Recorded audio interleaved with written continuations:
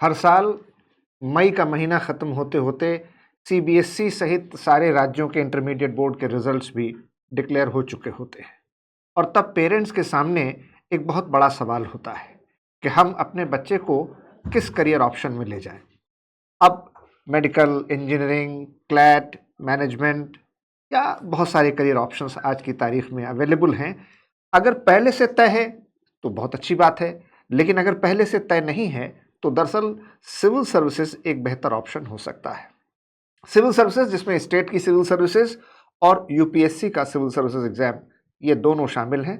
साथ ही इसके साथ जो आप सेक्रेटेरिएट लेवल की सर्विसेज होती हैं और स्टाफ सिलेक्शन कमीशन की सर्विसेज होती हैं, उसके लिए भी अप्लाई करने के लिए एलिजिबल हो जाते हैं। लेकिन सिविल सर्विसेज की तैयारी कोई शॉर्ट टर्म प्लान नहीं होता, बल्कि एक लॉन्ग ड्रॉन प्रोसेस है, लंबा समय लगता है और इसमें दरअसल आपका पेशेंस, परसिवरेंस, प्रेजेंटेशन, सारी चीज़ों का टेस्ट होता है। और इसके लिए बच्चे का कोई बहुत जीनियस, सुपर इंटेलिजेंट होना ज़रूरी नहीं है, बल्कि उससे कहीं ज़्यादा ज़रूरत है उसके हार्ड वर्क की, उसके डिसिप्लिन की, डेडिकेशन की और कंसिस्टेंसी, रेगुलरिटी की। इसलिए अगर आप सिविल सर्विसेज के बारे में सोच रहे हैं तो 10+2 के बाद जब ग्रेजुएशन कर रहे हैं वही सबसे बेहतर समय होता है, क्योंकि सिविल सर्विसेज की तैयारी प्रीलिम्स, मेंस, इंटरव्यू, ये एक लंबा प्रोसेस है और इसके लिए आपको कम से कम 2 से 3 साल का समय लगता ही लगता है, जिसमें आप बेस एनसीईआरटी से class 9th, 10th, first year, second year की बुक्स हैं, उनसे आप शुरू कर सकते हैं और फिर एडवांस्ड बुक्स हैं, उनको आपको पढ़ना होता है, नोट्स बनाने होते हैं। इसमें कुछ बातें बहुत ख़ास हैं कि अगर ग्रेजुएशन आप आर्ट साइड से करेंगे तो कौन से सब्जेक्ट रखें।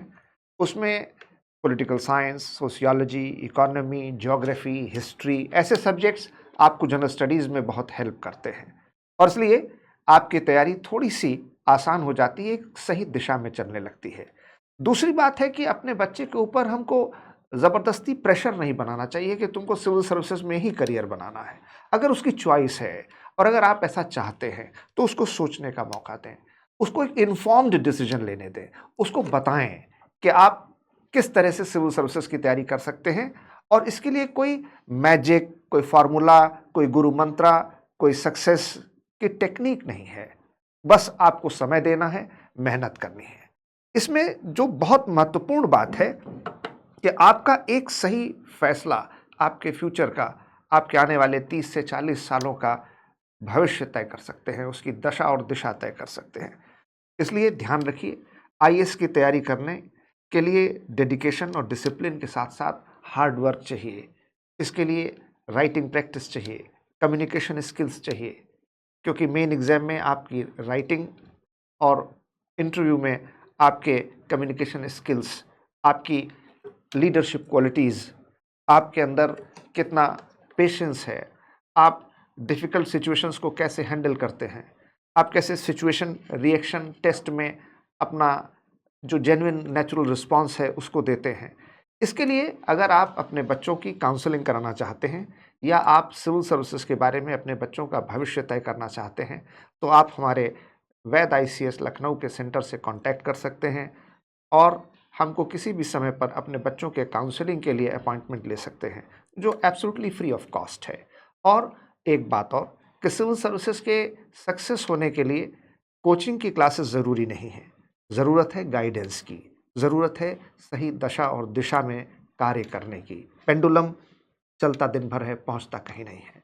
इसमें आवश्यकता है एकाग्रचित्त साधना की, परिश्रम की, पुरुषार्थ की।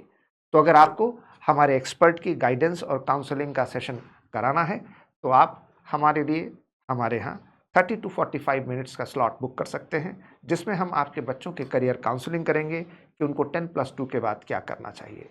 सो don't wait, call or contact us so that your future can be brightened and you can make your career in civil services. All the very best. Good luck to all of you. Thank you, parents. Thank you, students.